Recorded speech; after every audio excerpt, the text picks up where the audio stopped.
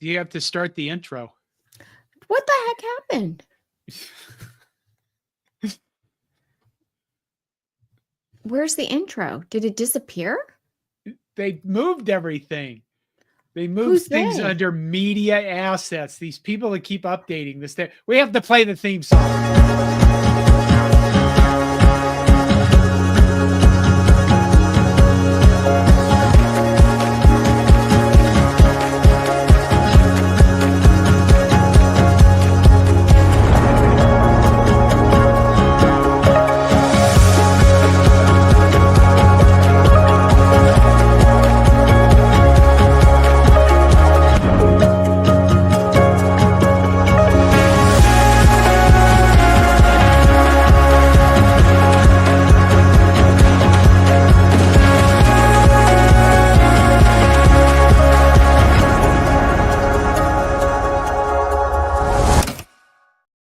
Hello, everybody. Welcome to Monday Night Therapy.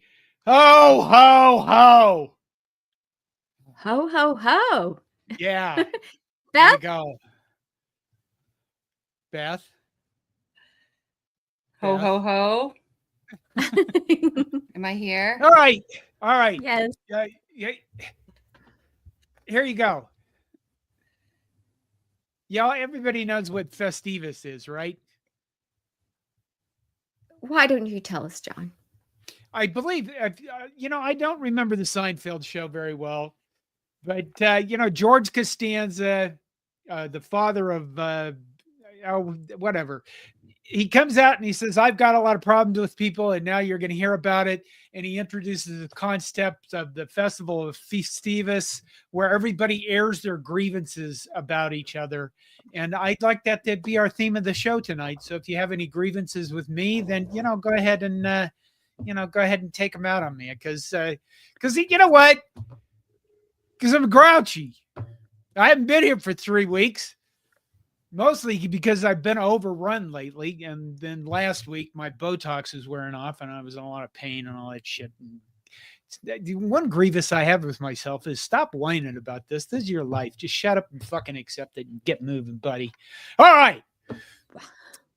Beth, I'm just rambling now and you guys aren't stopping me. So, John. Yeah.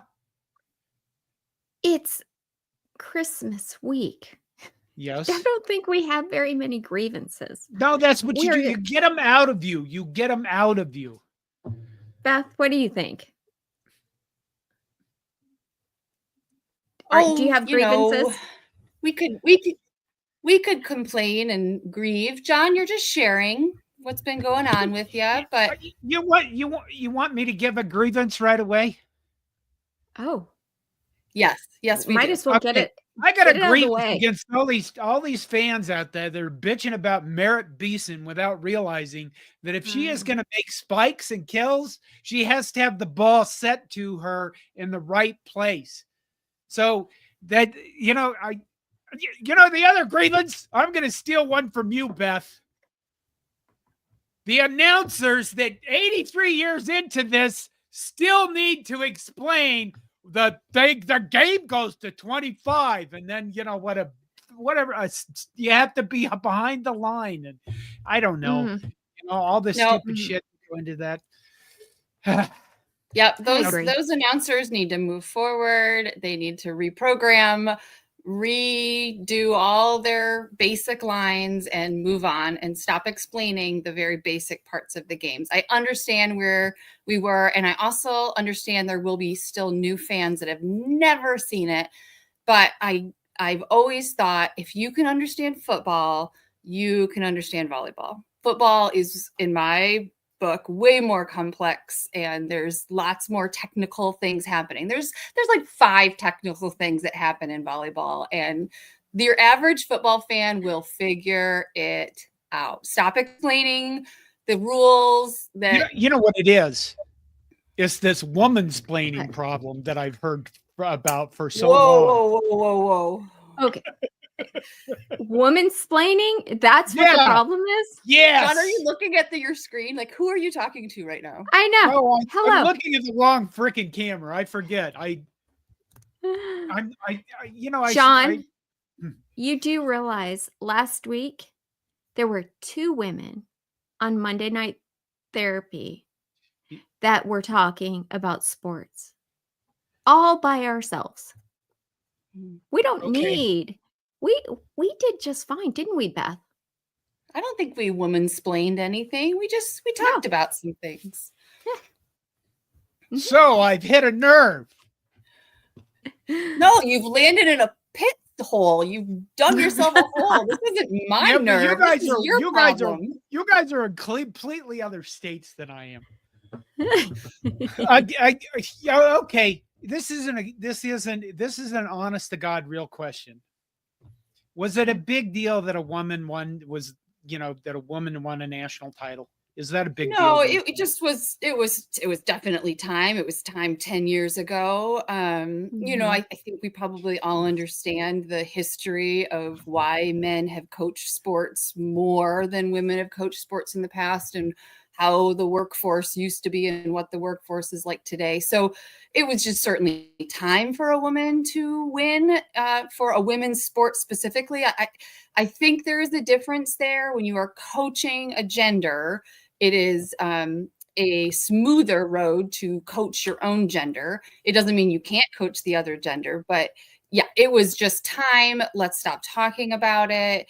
Let's expect it for years to come. Let's make sure more women head coaches are in the positions they've earned. No, I don't think it was a big deal, only in that let's just stop talking about it because it's happened, it's done, and let's just expect it to happen again. Mm-hmm. Okay. Yes. I hate to bring up old wounds, but what was it? The fourth set, Nebraska's up like 21-16, 22-6. No, it's 21-16. I think it got 22-16. Mm-hmm. And we lose that set, and therefore got reverse swept. Why did this happen?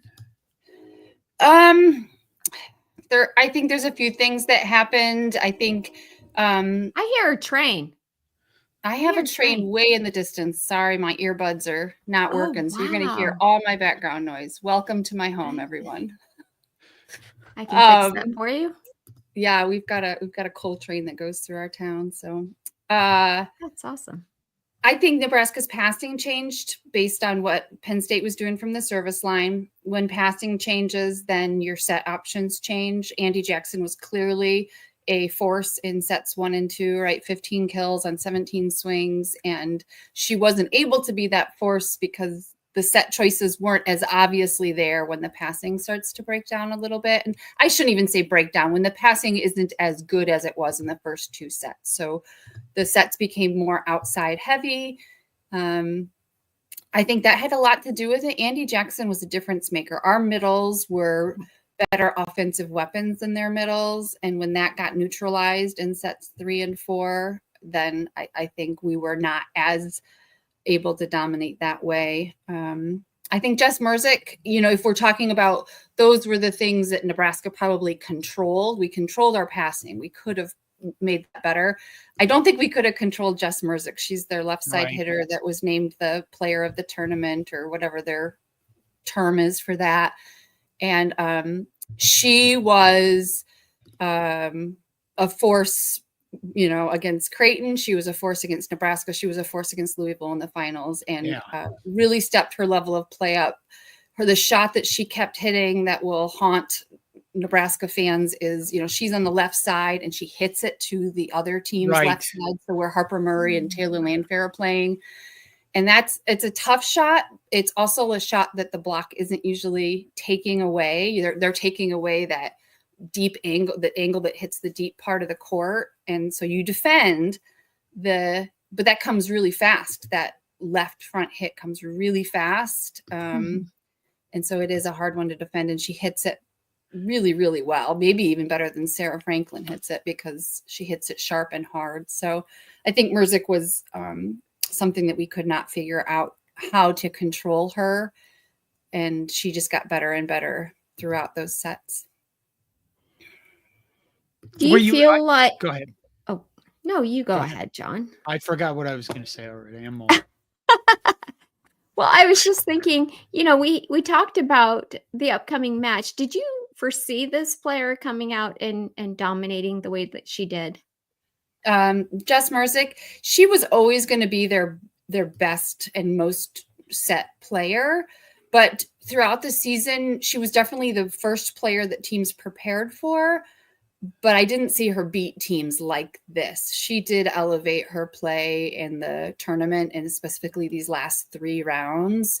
And when we played Penn State at Penn State, the top thing we needed to do was stop their left sides. And, Jess Merzick was the first priority, and then Cameron Hanna was the second priority, the other left side. And they did that, right? And I hate to open up our other wound, but those 2 players didn't beat Nebraska in Penn State. Caroline Jaravicius did. And so, right. And she had another good match against Nebraska on Thursday. So yes, we were ready for Jess Merzick to be good, but she took it to another level and, sort of that put her team on her back and drove down the field, or, let's go sort of mentality. Jess Merzick was that player for Penn State. You watched the championship, obviously. I did. Yeah. Okay. Yeah. Louisville beats, I wanted to say Pittsburgh. This wasn't Pittsburgh. Louisville it is Pittsburgh. Well, yeah, but I was talking about the championship game. Louisville beats Penn State in an extra point set. What was it, 29-27, something like that? 34-32. Oh, God. That is a lot. That is a lot. There's a lot of emotion in that. Mm-hmm. And I turned to my wife and said, I don't think they can overcome that because I've been around, the photographer at a few of those, and you can just feel the energy drain from the loser. I'm not making that up. There's big stadiums and arenas are giant magnets if you're like a human being that feels people, not a bunch of people that are all dead inside, not that. John. What? I'm just going on, aren't I? Are you talking about yourself? Yeah. Do you feel people? I feel people. But, you can feel the energy drain from a team when they lose a set like that. Well, Louisville won that one. Right. And then Penn State came back and won the next 2. Okay. That was my thing. No. Most teams wouldn't have won the next set after that if they'd lost that long set. Yeah. I want to know, it'd be interesting to look at stats, but I think from watching a lot of volleyball that if you lose an extra point set, it sucks the life out of you. Yeah, that's true. I think it takes a lot of energy for both teams, but yes, to have fought that hard and to given that much and then to have lost the set. And like we said on a previous podcast, volleyball is one of those sports where Penn State may have done some really great stuff in that set, but once the set is scored and determined, all that stuff is gone, right? Everything you fought for. If you don't actually win the set, you get nothing out of the deal. So at that point, it's 1-1, it's even in sets. And so, you get that little intermission about 10 minutes between sets 2 and 3. And Penn State comes back out fairly refreshed, right? They come out in set 3 and at least get up to 4-1, maybe 5-1 before Louisville starts to play some. And then, everybody has heard this already, but it's still phenomenal to realize that Louisville played that whole match without their best player. Right. Both their emotional leader, their stats leader, the marquee player of their program is Anna DeBeer, and she sprained her ankle late against Pittsburgh. It's remarkable they beat Pittsburgh after she went down. Anyways, so that Louisville showed up and played this match alone is amazing, and I think says a lot about their coaching staff and their head coach, Danny Busboom Kelly, the level of preparedness that they had for the whole season. But Penn State came back and won set 3 and then obviously set 4 to win the whole match. And that probably speaks a lot about Penn State's sort of confidence in themselves, the confidence they had in themselves to win against Nebraska when they were down 2-0. Do you think that their coach battling breast cancer I mean, does that make a difference? I mean, a team is watching a woman go through one of the most horrible, chemotherapy and all that stuff. She never missed a practice. Mm-hmm. Do you think that example of resilience actually rubs off on players? I think it does. I think there's anybody who got to the Final Four, anybody who walks into a gym every single day has a why. But Penn State went through a whole process this season of redefining that why and figuring out that why and watching their coach do it. And I'm sure there was some really deep things that they spoke about and choices she made and shared with them. So, when they're out in the court, they're playing volleyball and they're executing the skills that she's worked with them on. But when they're at practice every day and they're deciding, they're working through those whys on a tough day or on a day where their mind might wander during a drill, that's a zeroing in sort of a moment of, if she's going to be here, I'm going to be here with all of myself, with all of my mind, all of my effort. And so those things probably matter, not just probably, those things matter as you build to a moment like a national championship, when it is small differences between teams and executions of blocks and the difference between 2 inches of pressing your hands over the net to block a ball versus having your hands back just a little bit and getting abused as a blocker. So that extra focus, it matters.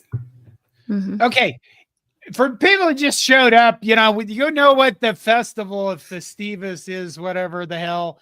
I'm already getting fatigued, for God's sakes, and losing my mind. It's time. It's the night to air grievances. So if you got any, post them in the comments section. James Boardman earlier. Especially if they're about John. Yeah, especially if they're about me. Just get it off your chest. I want to hear about it. James Boardman earlier aired a grievance, and he said, I was disappointed in the loss, but I was pissed off at the assholes that were dumping on the girls. Volleyball is one of the few good programs we have. I kind of tried to get off Twitter after the match was over, so I didn't have to. I don't know. It's just social media is incredibly toxic. Yeah. It can be a lot of fun sometimes, but after any loss, it's like people just feel justified ripping on all the athletes and everything. And again, I think I said this earlier, that if you're going to rip on them, just rip on them for fair reasons, not because you don't know shit about volleyball. The whole setting thing, the whole passing thing, that stuff bugs me. Because I don't think most people, let's face it, I'm going to just say men, would rip on football players like that. But they're ignorant of volleyball at its deeper levels, so they feel necessary to do that. Minnie's making faces at me. If she was an actual producer, she'd be off over here going something like that, wouldn't you? I would. Because I feel like there's plenty of us that are armchair quarterbacks that want to attack the athlete for every reason under the sun. But I loved what Beth said, because there's like a great thread that runs through so many sports. And she said that you have to have a why. And I think making it personal, no matter what it is, if it's you're playing Colorado, for instance, Deion Sanders is wonderful at that, right? When he plays us, he makes it personal. So you get your team all fired up and they go out there and they have something to really fight for. And I just think, somebody, Will Compton made a comment on X that said something like, you'd be surprised, I'm sure, to find out how many players actually don't care if they win or lose in a bowl game thanks to NIL. And I thought that's because they don't have a why. They don't have that personal thing, right? I saw that tweet and I responded to him with a very, you know what I said? I said he was an old man, because that's an old man attitude. He was in the NFL for 10 freaking years. Mm-hmm. He might as well have just changed that to college players or to NFL players. NFL players don't care. They get paid. And you're I saying didn't that like about that college players. either. Will Compton drives me insane sometimes, but that's what he does very well. Anyway. Yeah. Is there anything else we need to do with volleyball? We need to look forward. We need to look forward. We had a well. Let's do one thing first. We Okay. had a very good season, right? The definition. Did of the we? Season, I think we did. If we're only going to define success based on championship or not championship, you're going to get a lot of ulcers in your future. Like this is we were 32-3.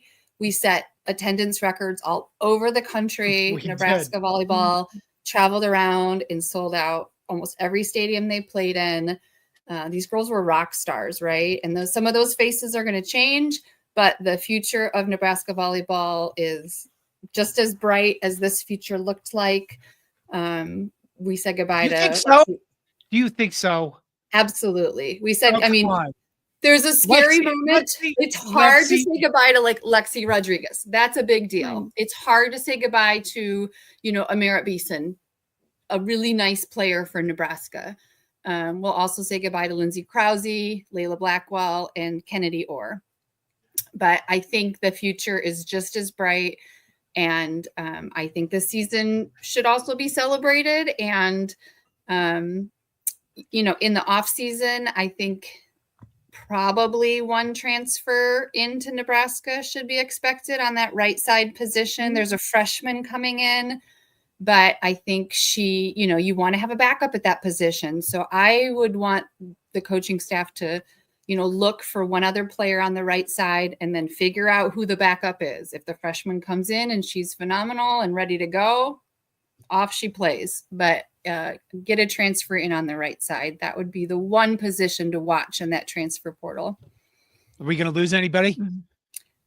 I have no idea. I saw Andy Jackson in a video hugging Caroline Juravicius. Yeah. No, I have no idea. I don't think so, but they're very good friends. I think Caroline Juravicius' video, and she said Andy Jackson was one of her best friends, and I thought, God. Yeah. Why? That's how this is why I should stay off social media. Yeah. It triggers they were you. Hugging though, John. It was like a happy moment, I know they were. I know. But you read everything into everything. You see stuff and you go, oh, that guy followed that guy. It's just insane. It's insane. Yeah. Okay.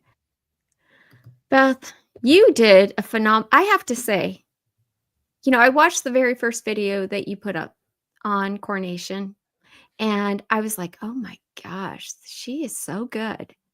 And I was so happy to see you do more. You have several thousand views. Good going. Well, I'll keep brushing my hair and turning on the video camera. I told John I wanted to make a video one day, but I don't want to brush my hair. I think you get to a certain point, you just don't give a damn anymore. See, there's this camera again. Now it's out of focus. Look at that damn thing. Well, thank you. Yeah, I enjoy it. I love talking volleyball. It's fun that people get into it and, are enjoying the sport too. It's a really cool moment for volleyball, and Nebraska's got a bright future, John. Look into the lights. It's bright.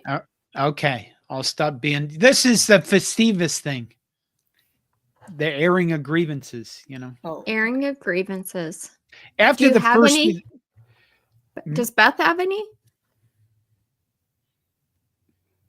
Come on, Beth. Not really. My earpods aren't working. I had them working all day, and now they broke on me right before we started. So I'm mad about that. That's it? Yeah.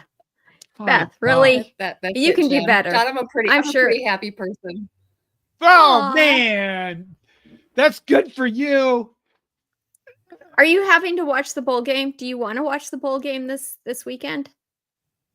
I want to watch the bowl game. Awesome. This is a little known thing. I mean, we don't talk about this much, but I did go to school in New York. I kind of, Yankee Stadium's a happy place for me. I don't think that's the most popular opinion in the world, but Derek Jeter was from my hometown. I don't mind the Yankees, and so that it's in Yankee Stadium, I'm okay with this.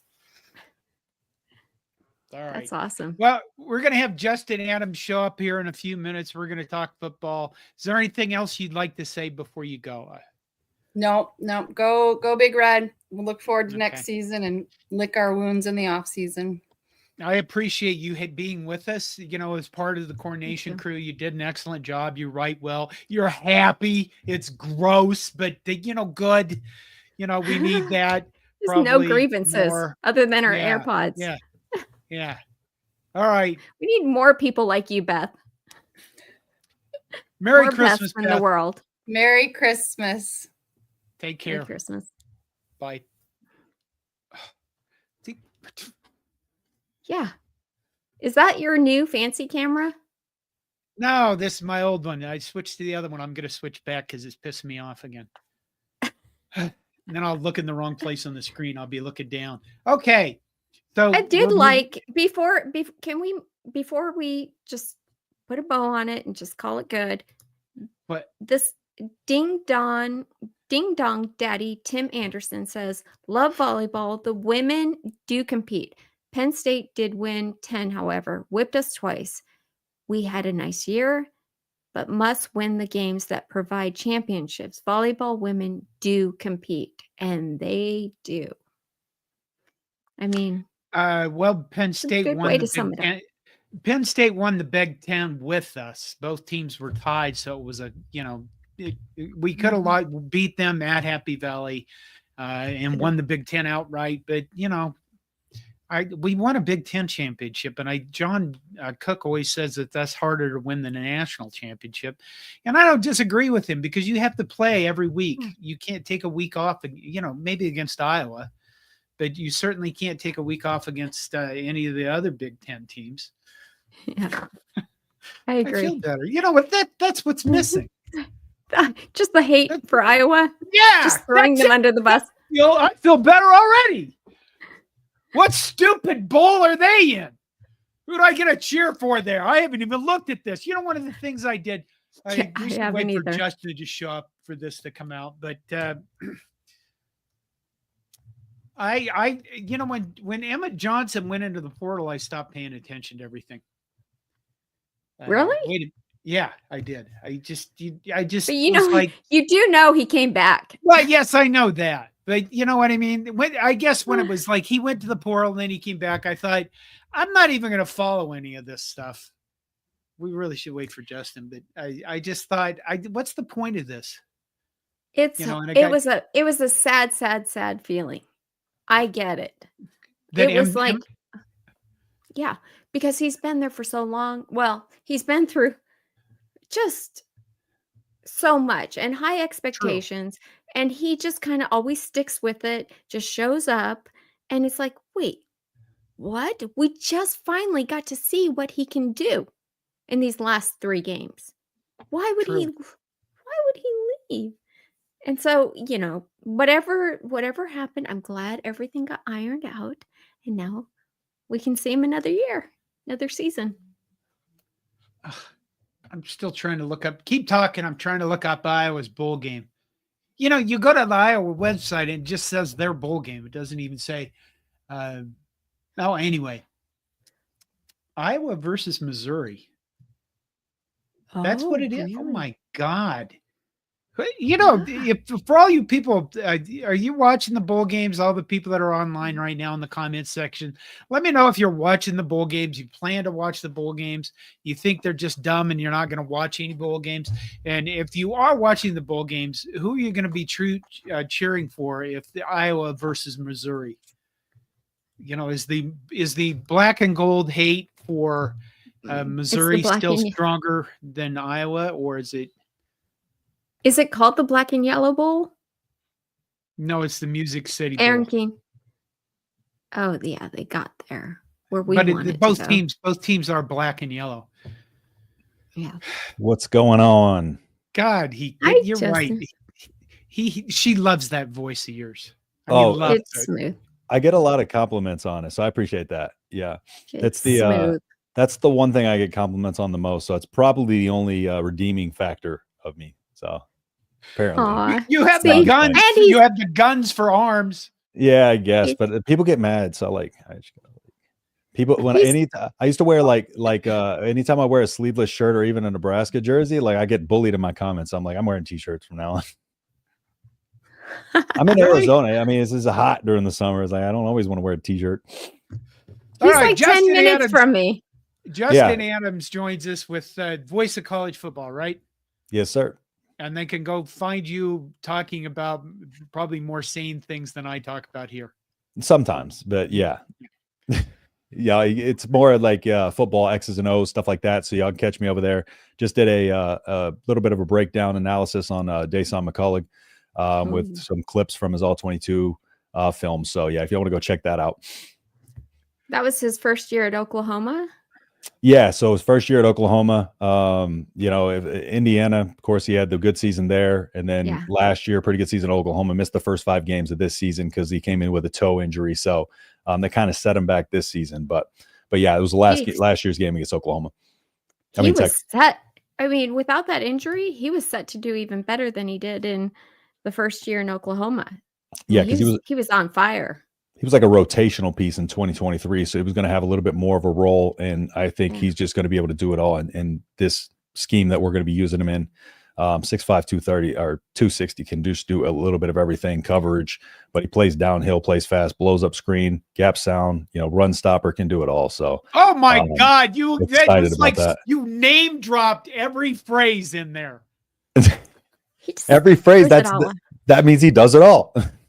He's like, wow, okay, pick a card, pick any card. Oh, here's all of them. Yeah, he's better downhill and run stopping than he is in coverage, but he can just kind of mix it up, which is going to be able to keep him on the field and just not in just situational, type of defenses. He's going to be able to be on the field at all times, so you can disguise him a little bit more. So, I was just telling her I stopped paying attention when Emmett Johnson went into the portal, and then he came back 2 days later. I was like, I don't care. I have looked a little bit at the portal stuff. I was hoping Minnie would keep everything up to date. I'm trying. She's taking over slowly anyway. And I just thought, okay, we hired new coaches. And look, there's another new coach. Oh, that guy's leaving. That guy's coming. Oh, that guy we wanted went over there. I figured that, I'm going to watch the bowl game and be excited about the bowl game for one reason, really. And it's not that we're playing. It's not the players. I want to see what Dana Holgerson should have, some practices to install more of his offense. And maybe we get a glimpse of what we can do on offense next year. I know people get all bent out of shape about getting this player, getting that player. Oh my God, we missed that one. Everything's falling apart. We're going to be a better football team because we have Dana Holgerson as an offensive coordinator next year. It's true. 100%. Yeah. And too, like with that, we get to see a little bit of what John Butler is going to do. I think we're going to see a little bit different fronts in terms of, Tony White stuck to the the 3-man front a lot. Occasionally went to the 4-man front, but I think we'll see a little bit more 4 hands in the dirt and kind of a just different look in terms of the front. But yeah, this portal, that's kind of what I tweeted yesterday. It's like, if you try to sit here and try to update everybody of every single thing that's happening, every visitor, it's like, they're not even just bringing all the people onto campus at this point because they're for sure going to sign them, because they got to be very sparing about who we bring on. So it's an interview for both the team and the person. And so it's like trying to keep up with every single movement is just going to drive you crazy. But it's part of like trying to figure out how to learn to adjust to this new college football. It's like, just like the coaches and players are adjusting, we're all having to adjust too and realizing how insane it is at the same time. I don't want to adjust. I don't either. Trust me. I would be much easier to just sit here and do the same thing every year. Now it's like you talk 24/7 talking about Raiola entering the portal, which was crazy talk. And it's just like, every time you got a player visiting, it's like, oh, he's looking good to go here. And then it's like, crap, he's going to visit this school now. Oh, it's looking great over there. It's just like, it changes every single day. So Lane Kiffin, for instance. I did a video, and it was just a triggering video. Literally, I did it in 5 minutes before I was going out the door to a customer site. But it was about how the transfer portal was killing my love for college football. Mm-hmm. I saw that. I got a lot of comments in it. There, people were angry about the players being paid. I'm not. I think that players should be paid. Yeah, I do. but the portal with the no, I'm here now, I'm there. Dowdell's with us. Then he's gone off to what? Georgia Tech. Where'd he go? Georgia Tech. Kentucky. Oh, Yeah. Kentucky. Mhm. Yeah, Yeah, one of that- those always mid Was it what- schools. Oh, yeah, that's right. He did go to Kentucky. Mhm. Yeah. Yeah. Which he's is just so weird because we've gotten quite a few players from Kentucky. Like the two. Georgia, I think the player talking that went to Georgia Tech, was it Eric Fields? What, somebody else spurred us for Georgia Tech. I So that's don't know. probably what It you were was a thinking wide of. receiver, I think. Yeah, I think it was Eric Fields. Yeah. But I'd like to see him put some control. I think they'll do that because I think this year you'll probably start to see people signing multi-year contracts. Although, this is just everything's insane and it's changing every week. Not just with that, but now the NCAA has come out and basically said if you went to JUCO, you can just keep that. You can have that year of eligibility. I And we're love going to that. have. Do you really? I love that for offensive linemen. That's true. That's a good I mean, point. that's Good because we need God. offensive linemen. We But, have not picked. That's the one area where we're not getting anything in the portal, isn't it? Yeah, well, we might be in on a couple of offensive tackles, but we'll see. I'm still waiting on, but I feel like it's more so too. They're just, Oregon beat us out for Isaiah Long, which it's tough to beat Oregon in any recruiting battle. Right. But we're still in the mix for a couple, but it's just kind of been quiet on that front. So we'll see maybe what happens over the next few days. And after Christmas and stuff like that. And there's also, a second portal stint coming around, afterwards, later on in the off season. So we'll see. But yeah, we definitely need offensive tackle in a bad way. That's for sure. But to your point, like it's, to the NIL is always great for the players, right? But it's just like, now we're looking at guys who are getting paid more in college than they would to go to the NFL. And I feel like at some point they do have to kind of regulate it in some way. And also, I was just thinking about this one day, and I'm like, there's got to be some statistics that come out eventually after we have a little bit more years of this, showing like what are the percentages of it working out when you transfer to a different school versus not, Right. Because a lot of these cases, more people end up in worse situations than they were at the school they, were at to begin with. So it's getting wild. And now with the less, spots on the rosters, 105 spots on each roster, it's even more so dire that like if you are out, they got to replace you and you might not have a spot back on the team. So All right. We should take some comments. They keep coming in. Never mind me says, since it's the festival of grievances, I completely see my words are going away already. Never mind me says, I have grievances. Groceries are too damn high. Agreed. Yeah. Agreed. I think we're all okay. 1,000%. At least gas is going down. Aaron Keene says John doesn't have the corner of the market on old man attitudes. Learn something new every day. Because I called Will Compton an old man. Yeah, I said he had an old man attitude. How old is Will Compton? Well, he spent 10 years in the NFL, didn't he? Okay, so as long as he's older. Justin, he's younger than us. No way. I'm 35. Okay. I just turned 34, actually. He's probably in there. He's probably right there. You know what? We can look it up. He's on the internet. I'm not old yet, am I? No. My back hurts. Actually, now it just started hurting all of a sudden when you said that. You know what? You're carrying the weight of the world. That's the problem. Deion Sanders' toes? James Boardman says Deion Sanders took it personally and left him. Taking shots. Meaning that, okay, we were talking about volleyball before you came on, and Beth said you got to have a why, and I said that is kind of like what is similar across all sports, right? Deion Sanders is the king at that. Like he makes the games personal. Oh yeah, but when he's not playing the victim, that's kind of annoying though. You figuring out how to take it personal without make it personal without playing the victim. That's the but yeah, that is true. Yeah. DJ Truba says, good morning from Taiwan. Already Christmas Eve here. Love your show. Thank you. And go Big Red in the Pinstripe Bowl. Let's see some younglings perform. Many looking good. Ah, Thank It's the you. hat. It's the Now hat. you know why. You know why I started that for you. yeah. Thank you. How many guys are going to be gone from I didn't look at the roster. I didn't look at the depth chart. It looks really good. I'm so excited because Jason Machachek's, I'm sure Justin saw this because he doesn't miss. Justin doesn't miss anything. He pays I try attention not to to. everything. Yeah. Jason Machachek's dad posted that I guess he's a coach. And he posted on X that, I tell my son that you have to put your best foot forth every day and try as hard as you can. And, eventually, hopefully, it will pay off. But I mean, he said it a lot more eloquently than that. And then he posted the bowl lineup right underneath it. And Jason Machachek is number 2. Yep. I loved it. It's I think that's going to be the most fun part, is just seeing a lot of these Mhm. guys. And I was talking to it about it on the last show. I for some reason, I just feel like we're going to see one of these names step up that we haven't heard of a lot or at all. That's just going to come up with some kind of big play, and it's going to steal the moment. That's what I'm I excited know. about, just seeing some of these Oh. young guys that we haven't been able to see, because Name like one. you just said, Mekhi Nelson, if we can get him in at running back, his dad was actually on my show, in my comments. And so he was talking about Mekhi. And so I'm like, you know what, maybe, what if Mekhi gets out there and gets a chance, because he's exciting. So I'm not, with Dowdle being out, maybe we will get a chance to see Mekhi Nelson in there.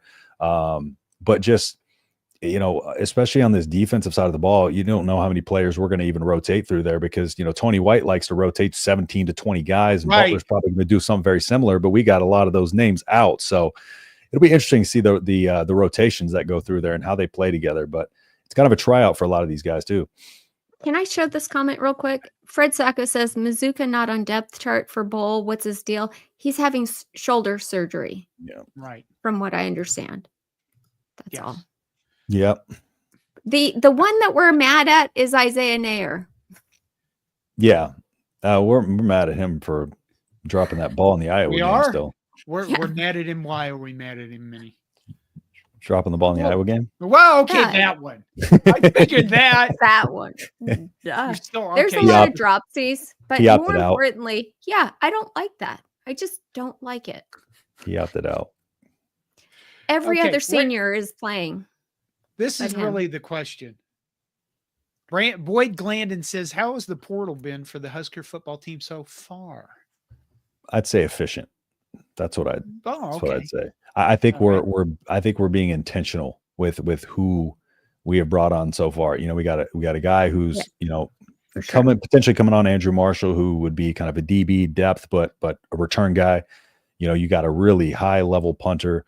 We got a potential wide receiver, with Isaiah Hunter, that is kind of reminds me of Isaiah Nair when he was at Wyoming, who's a guy you can get him out on screen passes. He can make people miss in space. Like, he can operate with his feet in a phone booth. That's kind of how I like to describe him at Johnson. So in short area space, he can make guys miss, but also, has some length, can strong hands, can get high at the catch point, and get a lot of 50-50 balls in the end zone. So he's a guy who doesn't, I think only played one season, had 500 something yards, but so it's not going to turn a lot of heads, but he's going to be probably pretty good on this team, especially with Holgerson's offense, getting these playmakers in space.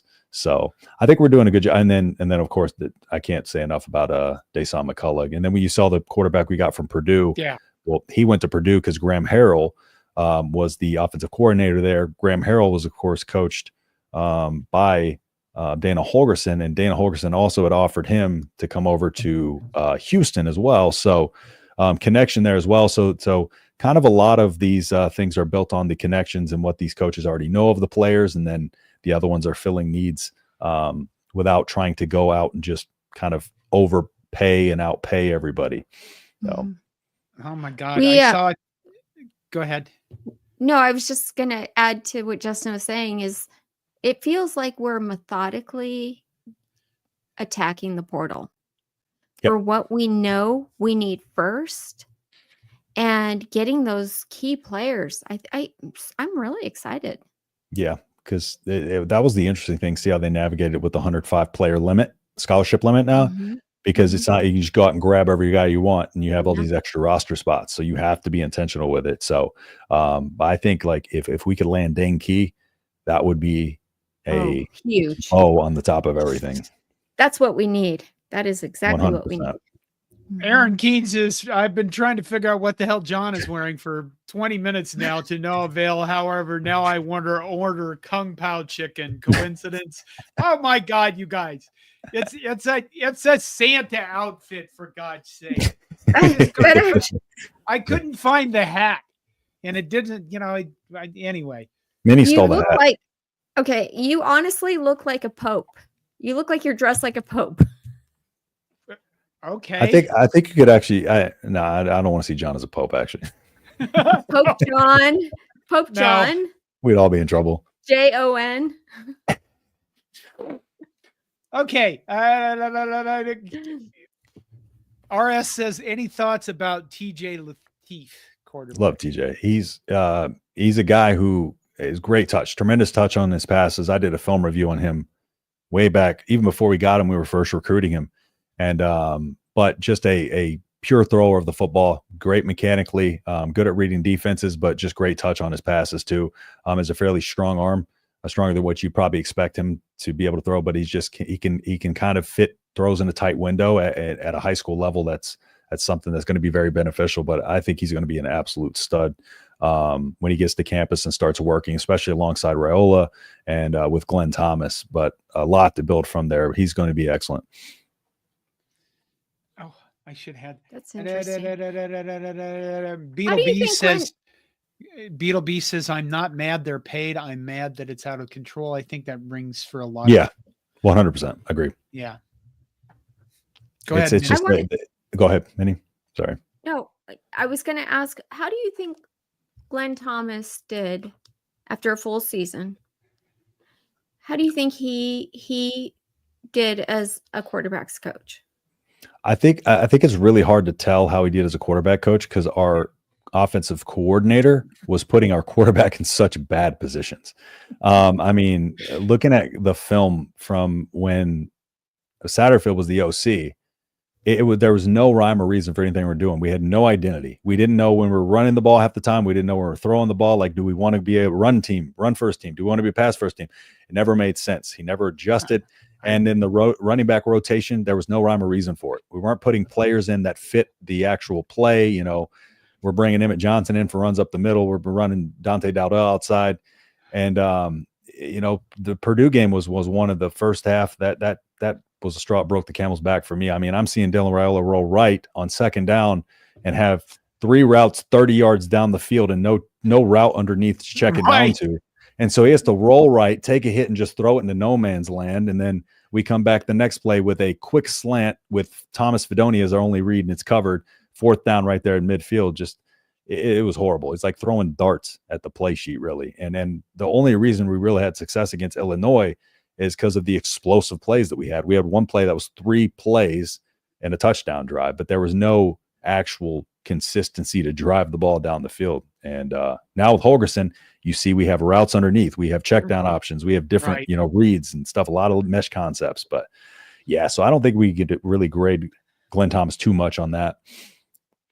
Okay. I think when you have put it this way, I think when you have hierarchy that's dysfunctional here, this is not going to operate optimally. It's not as effective. So if the head coach is dysfunctional, Scott, then everybody should get a pass. And then if your coordinators are dysfunctional, then that guy who's an assistant, he's like, okay, it's like dealing with I don't know, if you're young, you had to listen to the car door slam to determine if your dad was drunk or not when he came home. So you had to, you know what I mean? It's like dealing with that kind of shit. Okay, now what do I got to do? Yep. Crap, not this again. That kind of shit. So I think it's hard to judge. And one of the things that Glenn Thomas says is calm feet equals calm mind in the pocket. And one of the things that Dylan did not have, towards the early second part of the season was calm feet in the pocket, because people were just pinning their ears back because he had no, all Dana Holgerson did is he took the short 0 to 9 yard part of the field. We were using that 21% of the time. His first game in there, we used it 31% of the time. We were 12 for 12 after being 4 for, I think, 4 for 10 the previous time, and then just started utilizing that short part of the field. Get him in a rhythm. Use short throws. Don't try to get everything deep. And that builds confidence. Yes. Yep. It gets him in a rhythm, and that's all it's about as a quarterback. Get in a rhythm and just getting those cobwebs out and just start feeling your offense and getting the ball moving forward. Start just inching your way forward, and eventually that deep stuff will open up. I love that. Justin, you Okay. get me so excited about football. Hey, Can we just appreciate that. restart the season? That was a long way to go for that. At least we got a bowl game, though. It's not the Yeah, offseason. there's not just that. There's like 83 bowl games left. Yeah. Yeah. And more college football playoff. We'll get to that in a second. Fred Zacco says the JUCO thing is horrible, Minnie, but it'll kill JUCOs. They'll just become pipelines for unscrupulous shitbird coaches at that level to funnel players to the FBS teams. Kind of You what know, they're doing. I'm not, Yeah. Fred. I don't think that's true, Fred. I think that, there's a lot of coaches that are at the JUCO level that realize that the kids that they're coaching normally were not prepared to go to a full 4-year university. Sure. I remember interviewing, who was it, Jeff Sims? Oh, Come yeah. on. And Ndamukong Was it Suh. last It wasn't Ndamukong. No, it's years ago. Oh, it I was like Jeff it was Sims, huh? You know what? Who it was? It was Levante David's JUCO coach. Oh, yeah. And Oh, he wow. said, he told me then, I said, who are your guys you think are going to be amazing for us? Mhm. And he said, Levante David knows football. He's got a football mind better than any kid I've ever had around. So, but he was there for a very long time. And we talked about being in JUCO and coaching JUCO and the fact that, a lot of the kids that come there aren't necessarily kids that fail out of big schools.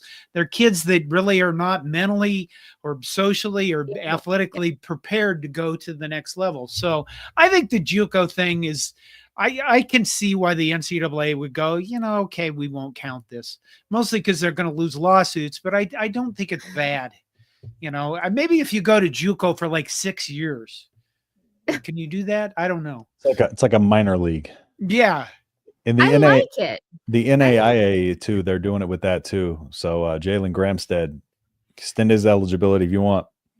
Yes. Yeah. Jalen there you go. Gramstead did. John Hole wasn't ready. He didn't have the grades to come to Nebraska. Yep. Tommy And he Carlson becomes a new YouTube member. It's like $1.99 a month. So, it's really cheap. Please support us. Yay. Okay. Hey, Pitts and Snipe Husker says, y'all Oh, know God. he's naked under that faux velvet, right? That's Uh, Pitts night for you. Yeah. I live in Minnesota, and today we got our bay window, sliding door window in the back replaced. So the whole house was freezing. Trust me, I have layers. Ooh. Yeah, layers. Pope David John. Mountain says Pope John of Corn Nation sounds legit. I kind of like that. There's a I ring do to it. too. Yeah, it's got a I'm ring not to sure it. what I could do with it. Okay, we had the college football playoff. Should we go into Oh. this? Let's do it. We need to. I mean, that's I think it's okay. First of all, what did we expect? What did we expect going into this? Which perspective do you want?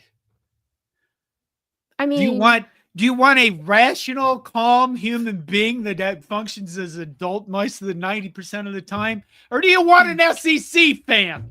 Because those No. are two different things. One of these things not like the other. Yes. I agree. The SEC fan has delusions. How could you possibly? I don't care who you are in the Big Ten. I am not screaming that you scored in a game just because you're part of the Big Ten. Ever. Nope. I was pretty happy to watch Ohio I State mean, beat the living shit out of Tennessee. I was definitely happy to watch it. know. I picked Ohio State to win the national championship in my bracket, so I was Okay. happy to see that for sure. But yeah, I think to her point, I'm not cheering. Like I'm not sitting there in front of my TV like, let's go. No, I'm Yeah, not for either. Nebraska games, but it just watching them beat down an SEC team is very fun. Yeah. That is. And Yep. knowing that we came that close to beating Ohio State That makes me was feel worse. Well, no, Does that it? doesn't make me feel No, worse. I just thinking about the close loss. It hurts. Don't think about that. Think I about, know. okay, where we actually were. We didn't have all the puzzle pieces together. Yeah, we didn't And have Holgerston. We were That was the we were problem. that close still. We were still that close. Yep, and we get stopped at the goal line. Like True. Yeah. crazy, crazy. Because was that the game where we got stopped at the goal line, and then after that we bring in Ty Robinson? I think so, because we got stopped at the goal line for some reason on like a 4th down. I think it was 3rd down. We went outside with like an outside run with, was it like Jalen Lloyd or somebody, and then I'm not sure if that was the same play where Dante Dowdo, I swear he was an Olympic hurdler in a past life, because that dude, all he does is jump. Yes. And so it's one of those where he went to jump the line of scrimmage and he got hit, met halfway. And then, of course, Right. at that point, you lost all your leg drive. So you're only going backwards at that point on 4th and goal. I'm just like, come on, man. And then after that, they bring in Ty Robinson to do Yeah. the blocking back. That was an example of how bad he was an offensive he's coordinator. It's kind of like, horrible. anyway. Okay, have you guys been paying attention to everything around the college football playoff? All the screaming. Oh yeah. Did you spend the As much Did you spend the day on Twitter? I'm sure. Justin, I know you did. Yeah. I Days. was definitely. Yeah. I get all excited for this stuff. Hmm. Because I was on Tennessee's ass on Twitter, dude. I was going after them on Twitter. So It was I fun. love that. was. Okay, let me ask you this: what was the most entertaining thing you saw this past weekend in regards to football? entertaining game or just Just thing, whatever it was going to be, anything. You could pick anything out, because I know what mine is. I know what mine is. I mean, Well, go ahead, Minnie. yeah, go ahead. Paul Feinbaum not calling out Tennessee. What the That heck? was your funnest Tennessee- thing. Well, no. Most I have to. interesting. Honestly, Okay, I have most to interesting. say, if I'm going to say the most fun thing was watching Indiana get killed by Notre Dame. That was fun. Wow, really? You guys hate the Signetti talkie talk? Yeah, oh yeah. Cigaretti Signetti, he got put out. I'm happy. He's such an arrogant prick. Thank Yes, you, he is. He Justin. is. But come on, Yes. the Big Ten needs a guy like that, don't we? Well, I got Notre Dame. Listen, I got Notre Dame playing Ohio State in my Right. championship. Really? So, but still, oh yeah. I want to see the world burn. Okay. But yeah, that arrogance, like there's no way I could root for that guy. I don't care what conference he's in. Absolutely not. Well, Me either. okay, Never. I get that. Especially I once don't he wanna called root us for him. out. Yeah, but we can't. I mean, we did get annihilated by them. How dare We he? did. True. How dare he? True. We, He just made. don't He made. don't Mm, lose 56-7 unless you expect that kind of shit. That's he can Oh, talk it makes that way. me so mad. Well, then you just reserve it for basketball season and then make fun of them because they love basketball. When we beat them again this year, you can go, I thought your sport was basketball. Yeah. You Hoosiers. That kind of shit. Anyway, what was yours, Justin? I was, well, before she said that, I was actually going to say Notre Dame beating the crap out of Indiana Okay. because, but my angle is more so because I have the Ohio State win the national championship and Notre Dame actually winning a big game.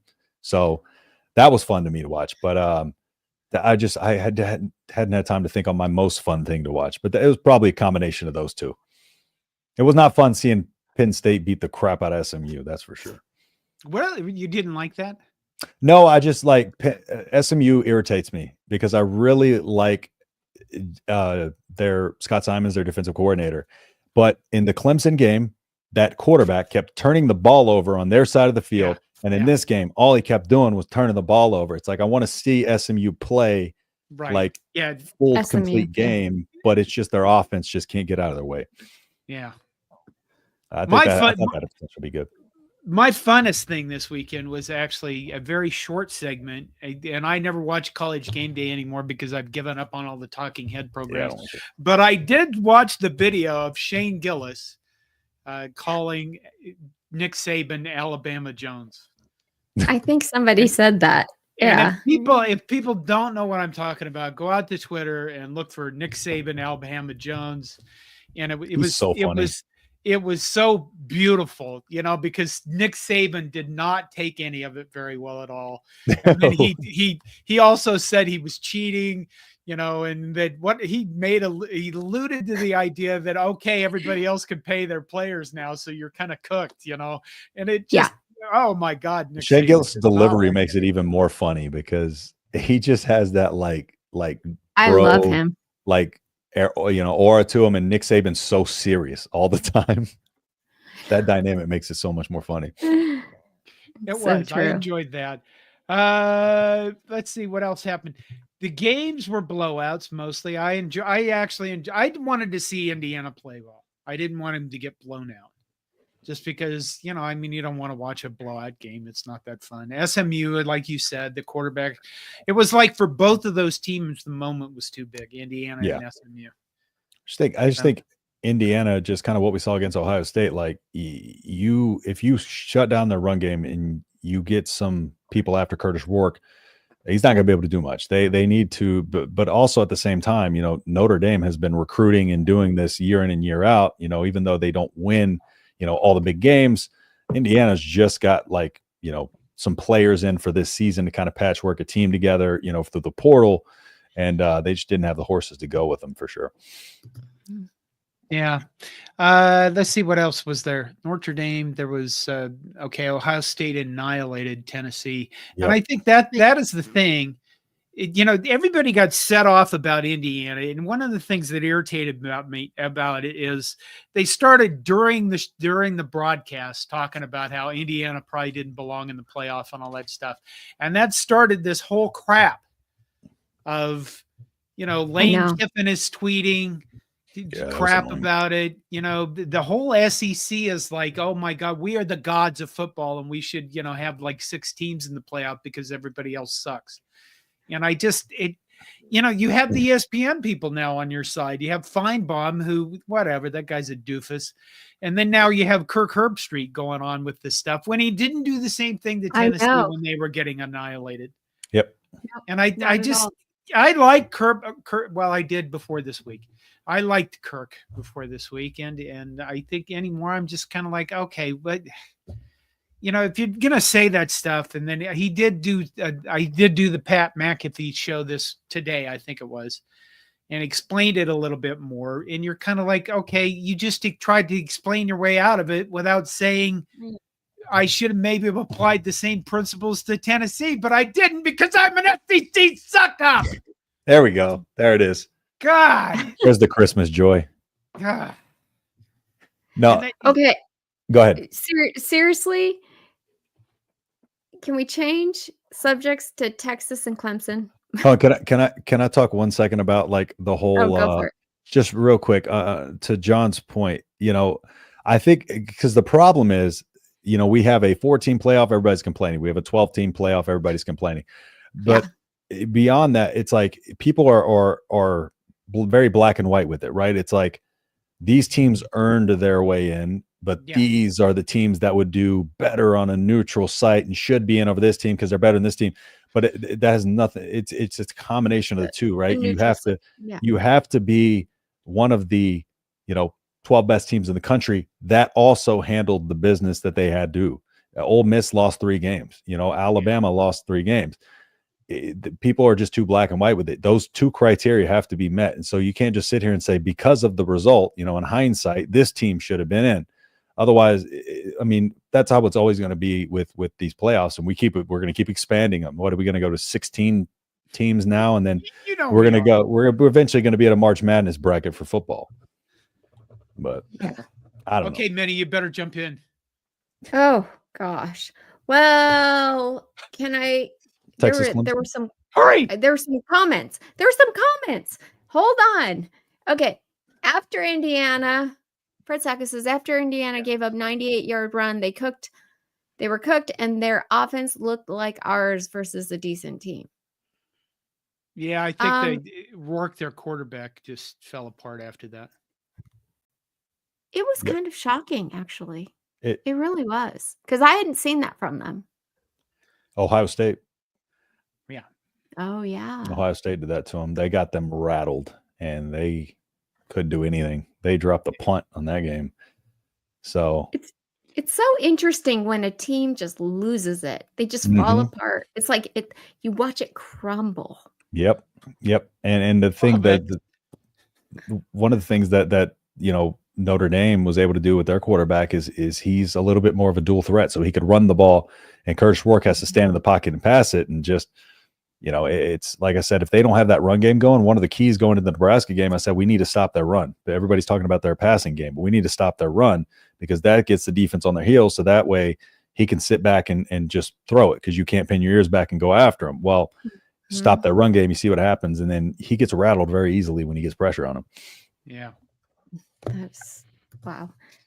All right. Well, okay. So yeah, if you guys would like to talk about the Texas Clemson game, I mean, did you kind of already know what was going to happen?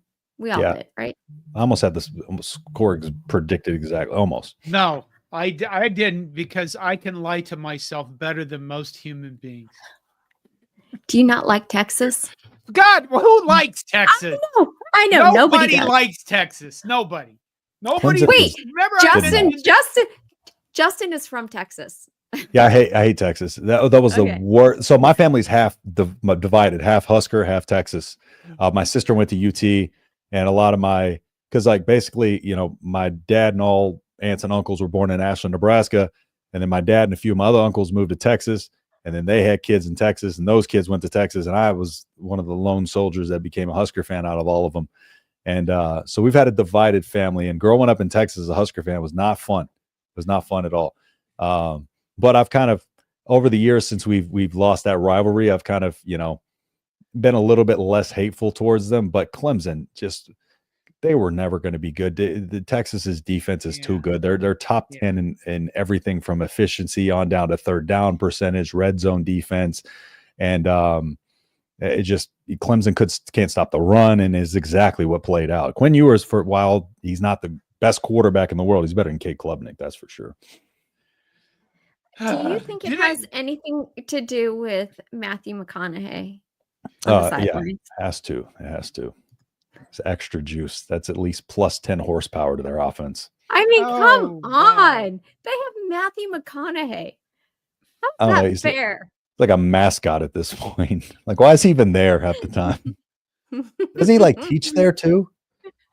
He teaches a class there. Well, yeah, maybe. I don't know. I think he does. Okay. In what? I don't know. No, just come on, make it up. In what? Douchebagonomics. I don't know. Yeah, there you go. All right. Not the biggest fan of Matthew McConaughey. I think he's just kind of corny. All right, now, so what are you saying? It's really easy to find out what she's triggered by, because she's so subtle about it. Like Colin Raiola and Matthew McConaughey, apparently. Oh, yeah. Okay. What else we got? I just pulled that up and it's so bright. What else did we have? The college football playoff happened. I think that, I think all of this, there was so much screaming about it. There's so much screaming about they got it wrong. These aren't the best 12 teams, mostly from the SEC people. And they have gone back and forth with strength of schedule. And tell me if I'm wrong, but strength of schedule requires that there's already a bias built into it. Yeah. You know what I mean? If you're saying these are the best teams at the beginning of the season, they normally, traditionally in the last 10 years, 15 years, have ranked the SEC way up here out of no merit other than being the SEC. Preseason rankings are bogus. So when you look at strength of schedule, you're already biased everything. You've already biased everything toward who you thought was going to be good at the beginning. Yep. And the SEC have had this for so long. It's like these kids have grown up and now they're 25 and they're like, well, better than you couldn't handle the strength of an SEC schedule, only 8 games. But, Indiana would be 6-6 in the SEC. That's why I was rooting for the Big Ten in these games. No, I was rooting for the Big Ten. Drive me nuts. But with SMU, outside of Indiana, Indiana couldn't do it. I just could not do it. Okay. They're just, Cignetti's just too much. And like to watch him talk all that trash and all these Indiana fans talk all this trash, the only satisfying thing that could have happened was them to get their doors blown off. Did you feel the same way, Minnie? Yeah, pretty much. I mean, I kind of was liking him at first because I'm like, oh, this guy actually has a plan. I can respect somebody who has a plan and puts it into motion and, talks the talk and walks the walk. But honestly, there's something to be said about just being a little humble. Come on. Yeah, especially like he, it's his first time even there. Like it's his first time even there. Like you haven't proven anything. I mean, I know you've had a pretty, I've had a really good season, surprised a lot of people, but like he's talking like he is Nick Saban. Like Nick Saban could get away with saying stuff like that. Right. Yes, he can. But he's talking more than Nick Saban did. Don't you think Indiana needed a coach with that attitude, though? For sure, but that as an Indiana fan, I don't have to like it. As a non-Indiana fan, I don't have to like. Right. I get that they needed that like shot in the arm to their program, but it's also just that's what's off-putting. But some people just still find the story great, and they love Cignetti. They just love the guy. But I don't know. It reminds me of what Deion Sanders did to Colorado. I know I keep bringing him up, but it's very similar. Going in there and just being like, you know what? Forget about that. We only won one game last season. This is the new Indiana, and we're going to do this. We're going to do that. And we're just going to show you guys who's boss, and everybody else can eat our rubber. What is that from eat our rubber? Burn dust, eat our rubber. Eat our dust, burn our dust, and eat our rubber. What? Is that a phrase you knew in high school? What the hell does that come from? Christmas movies. It's Christmas time. I mean, aren't you watching Eat Our Rubber is from a Christmas movie? Yeah. Not any that I've been watching. No, National Lampoon's Christmas Vacation. Best Christmas movie ever. Eat Our Rubber. That's right. Really? See, even Fred knows. I've not watched that movie. I'm actually not, but I don't watch I'm not a movie person. I got ADHD. I can't sit still for that long. Me either. I want to watch football. I watch a movie in sections. Yeah. Like I'll watch it one night, like this much, and then I'll finish it 3 nights later, and then I'll watch it again next year, and then I'll be like, really? I never saw this movie before. I'm a YouTube watcher. Me too. Because it's like I can just watch something. It'll be short, and it's like it got everything I need, and then immediately switch to something else. National Lampoon's Christmas Story, whatever she just said. He knows. Pitt's Night Puckster says, I don't like that kind of porn. I never thought of it like that ever. Until now. Pit Snipe's mind's in the gutter. That doesn't surprise me. Pit Snipe's I had a place to go before the Eat Your Rubber line, and now I can't remember what it is. We'll get you back on track. Matthew McConaughey. Matthew. That's really on track. Yes. I dropped in the private chat. I dropped the link to his class. It's pretty funny if you look at the picture. Okay. Anyways, back. Okay. Professor of practice. Oh my God. And his hat says, all right. Yeah. All right. All right. Okay. Where was I? We're playing Boston College. Yeah. Okay. Yeah. What do we know about him? Well, they have Well, an amazing running back. I do know that. they got Bill O'Brien, who I can't stand. Really? I'm a Texans fan. He destroyed us. Okay. Yeah. He destroyed us. But I mean, that pretty balanced offense. They got this quarterback who kind of started the last few games. Their other quarterback got benched and entered the portal. So new quarterback coming in there. He's been getting better as the season went along, but very balanced offense, but nothing to really write home about. Depending on the weather, I think it's supposed to be like high 30s. This might be just kind of it could turn into a rock fight for all I know, but yeah, just it's one of those games where it's like they've kind of brought this little bit different style of offense. He's a quarterback who played at FIU before, completed about 50 some odd % of his passes there. So it wasn't greatest there, but has been getting more efficient lately. But I think if we can just kind of slow down the run game, turn them into one-dimensional passing team, I think that's our best path to victory there. So I think John Butler might throw some, like I said, some 4-3 fronts down there and just try to really assert the, our will on the trenches. I have seen a few comments from people, not very many, about how this is like a must-win game or something, because to like keep momentum going and keep, if we don't win this, then portal people are good. Some of the portal players might think, oh, they're not going in the right direction. People say that about Iowa too. Yeah. Well, People I mean, that hurt a lot. I forget that, and then now I'm bleeding again. But I think what we've seen, is there's enough on film, right? It's not about a win-loss, but I think people have seen and players have seen enough from Holgerson's offense on the film and seen what it's capable of that players want to play here now. I think if Satterfield was the offensive coordinator still, we'd be in a much more dire situation. Yeah. But these guys aren't just watching the games and then like, deciding on a school. They're going to go in there. But Holgerson has been putting a lot of good stuff on film for these guys to look at and say like, I want to go play in that offense for sure. That makes sense. That's what I'm looking forward to watching. Rem Rex says they have the Father, Son, and Holy Ghost on their side. We have the Pope. So yeah, Pope John. Not sure. Okay. Fair fight. We're better than chowder. Yeah, we are screwed. Now you put it that way, we're screwed. Yeah, see? Michael Hussman says, I expect a rock fight, but hopefully the Huskers will surprise and take care of business. I expect this. You know what I expect? I expect a massive amount of efficiency out of Dylan Raiola.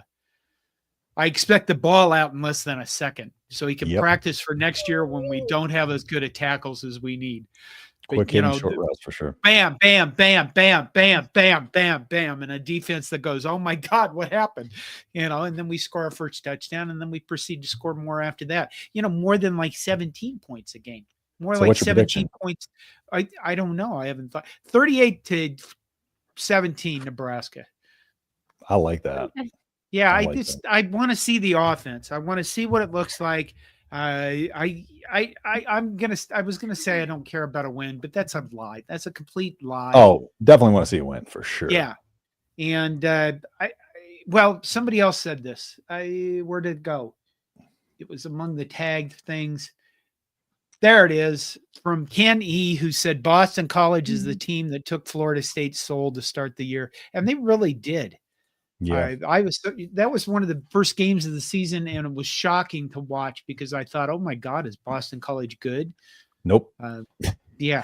That goes to your point about preseason rankings and Florida State was, and that went off the rails pretty quick. Okay. Penn State Husker says winning record. Yes. Must win. Damn it. And let's see. James Boardman says it's a must win to avoid another losing season. How big a deal do you think that is? I mean, here's the goal was really just to make the bowl game first. It was, but here's the problem with us fans. Red Wine 65 says a win would bring more peace to message boards during the off season.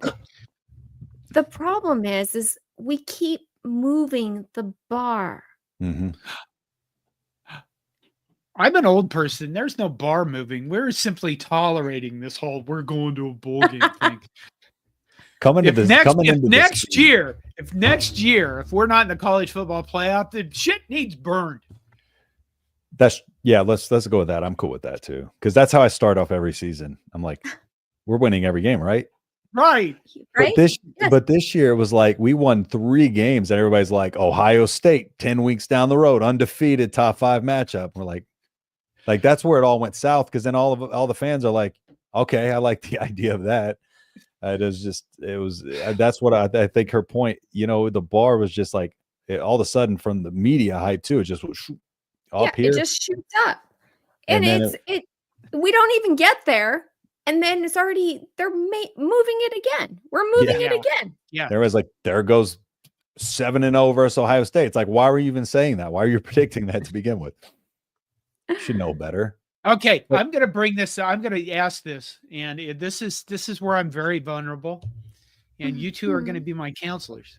Oh, let's go. All right. I haven't done a show for 3 weeks. Part of that is because I had headache problems, and I've been stressed, and physically haven't been doing that great. But I'm also hitting burnout.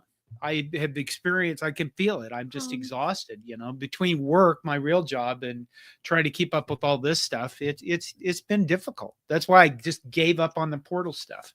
And I keep looking ahead and thinking, what the hell am I going to do with this offseason? Am I going to do a show every Monday night? Am I going to, am I going to drink the Kool-Aid again? Because if I drink the Kool-Aid, then I'm like, oh God, then I'm becoming that thing that I don't want to be, where I'm like, oh, we're going to be 8-0 before Ohio State. And I hate that, even though you have to if you don't do it, then you become the other guy. Right? I already give enough shit for that anyway. You're negative all the time. Oh, old man grouchy. Get off my lawn. So I'm really kind of like, what the hell am I going to do with this offseason? Are you serious? Yeah. I say just don't listen. You just control the Kool-Aid, But no, just like I just think you should come on here and just like maybe have a therapy session every week and just chop it up with the chat and then just roll it off of that, because there is not a ton to pay attention to outside of the portal. And like you said, it's chaos, but I probably, if you just don't think too much about it and just come in here and just let your thoughts roll, you'll fall where you fall. It has to happen. And I'll tell you why. Justin's right. We need each other to get through all of this crap that we've been through. We need to hold strong, John. Is that what we do? Hold the line. Hold the line. We're like Marines, all right? Hoorah. We're Husker fans. We've been trained. You said control the Kool-Aid. You realize that I had to quit drinking, right? I stopped drinking too, so we're in the same boat. Stop drinking and smoke. Okay. We're in the same boat. Okay. So I can't have weed or none of that. So we can be sober this offseason together in pain if you want. Fred Sacco says you'll do the show and still be miserable with the rest of us. Well, I guess that's an answer. Wait a minute. I took the other comments and didn't take the starred ones. So they're controlled, right? Or at least filtered. I control what he can see. Beetle B says we need to run from the ball. Run the ball. Okay. For the ball. You didn't. I should go back over and look at the live ones because these people are insane. They are. But no, that's kind of a dilemma. I think I handle it by paying attention to other sports like men's basketball. I'm excited to watch the men's basketball team. Mostly because, I know we got destroyed by Michigan State and it was embarrassing. But we also came back and beat Indiana at home, which is, we beat Indiana and we should be shoving that in their face.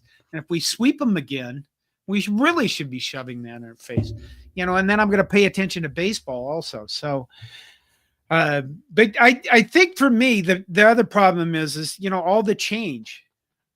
And I realize you get into that, oh God, you're an old person, you hate change thing. But, from right now till the fall, when we start actually playing football, we're going to have a lot of changes, a lot of different team, a lot of, and it's almost like I don't really want to put the effort into following all of this just to find out when we get to fall.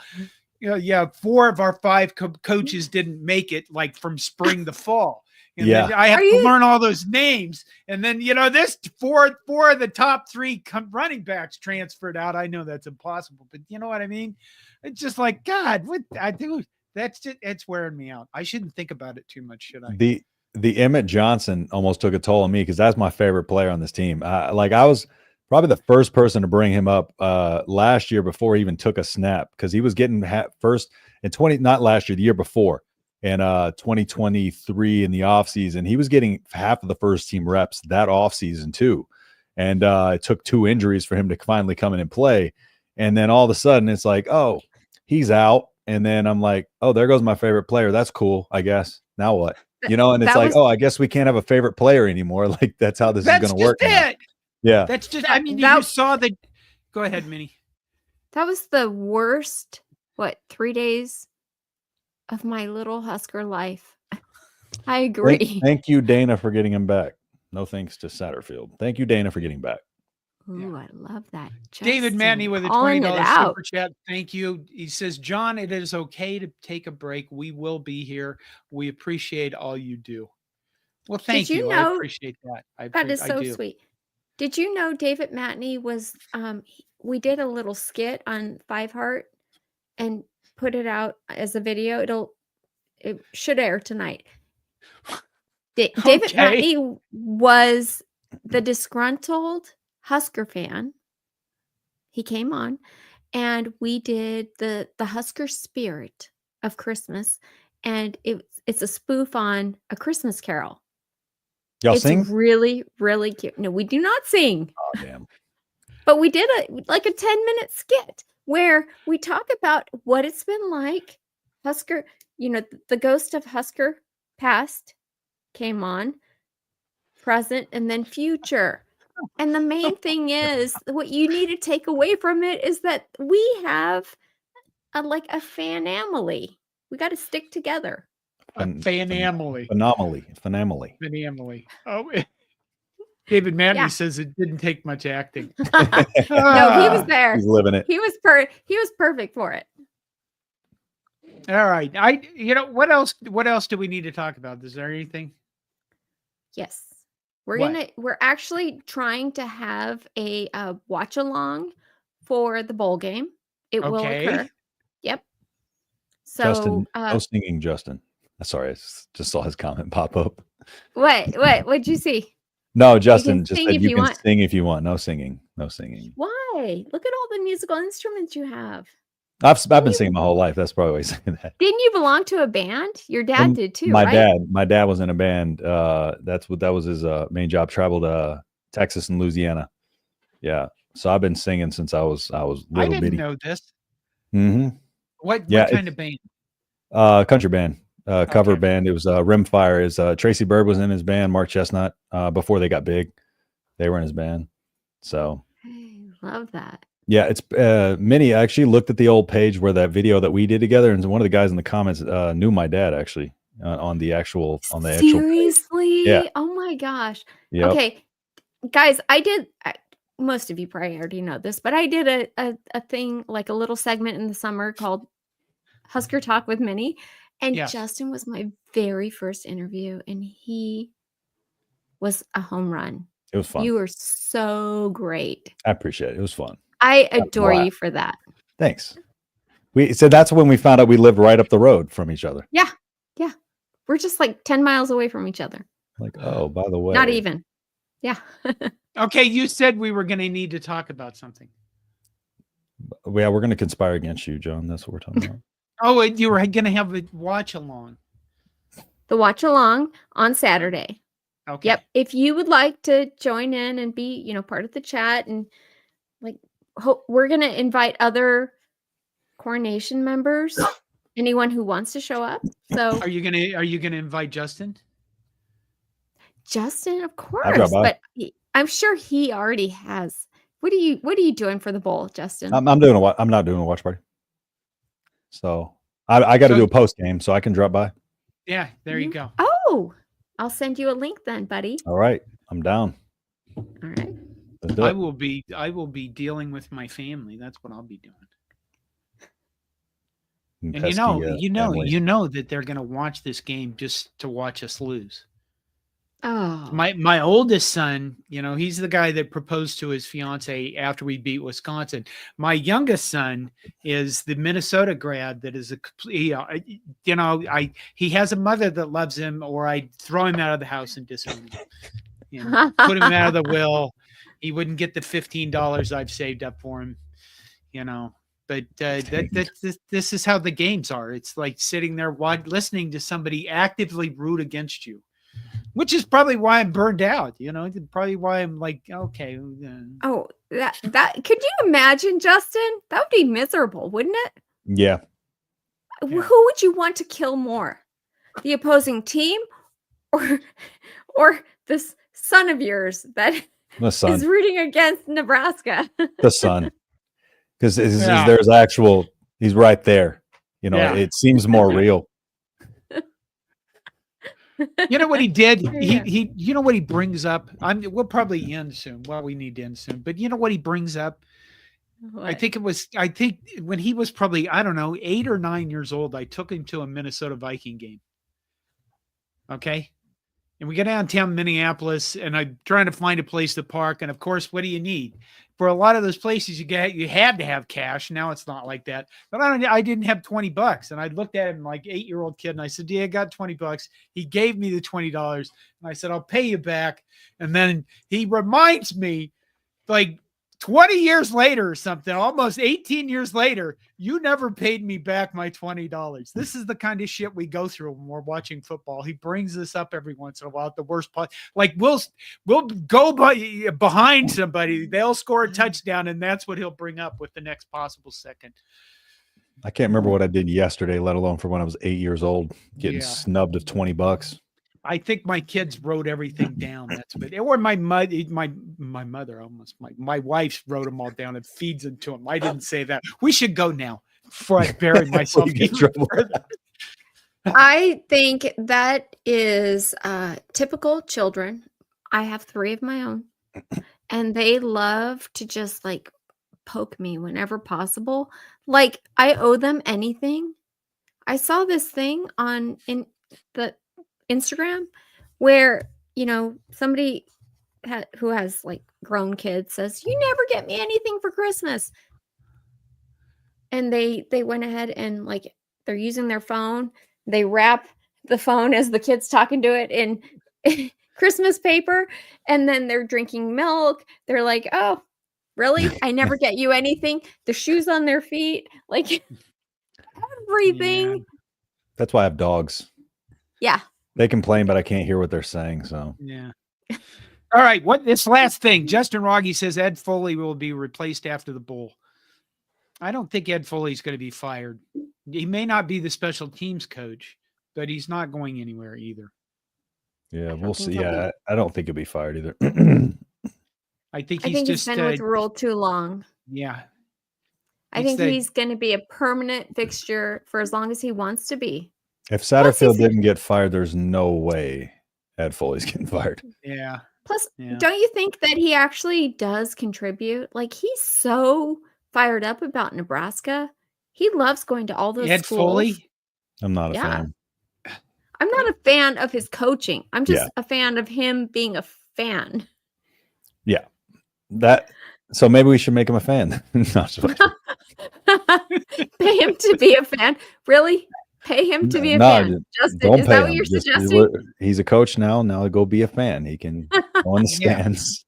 Yeah. Watch from up there. He can sit with me. Yeah. When I get tickets, I'll buy him a ticket. We could sit That'd together. be fun. And I could sit there and go, "Look, that guy made that fucking kick, didn't he?" It'd be fun to be a fly on the wall of that conversation. Hey, notice that we've gone through half this season, Ed, and we haven't had block hits.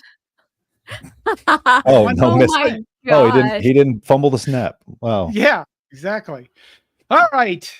That's it. We're hitting an hour and a half. It'll be like Office Space. Guys, it'll be like Office Space. And all at once is a stapler. We're all going to get in trouble at this point. Yeah. All right. Thank you, Justin, for joining us. I appreciate y'all. Appreciate y'all having me on. I hope you have a very Merry Christmas, as I do Likewise. everybody else, even Minnie. Thank you. I hope you do too. All right. Wait a minute. You remember how we're supposed to end? Oh, I got this. Okay. All right, guys. We'll see you. Bye. Thank you, Justin. If you guys haven't heard, Justin's on The Voice of College Football. And when do you do a show? Every Tuesdays at 6 p.m. every Central. Tuesday. Okay. All right. John's doing his Miss America wave in his Pope costume. And I have just my Santa hat. Merry Christmas and go Big Red.